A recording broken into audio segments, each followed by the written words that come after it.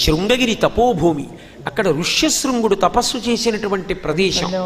శంకర భగవత్పాదులు మహాజ్ఞాని, అపరశివుడు. వారు నడిచి వెడుతుంటే ఒక కప్పకి ఎండ శోషింపచేస్తే ఆ కప్ప శోషిస్తోందని దానికి కొంత సేద తీర్చడానికి ఒక పాము వచ్చి పడకపట్టింది.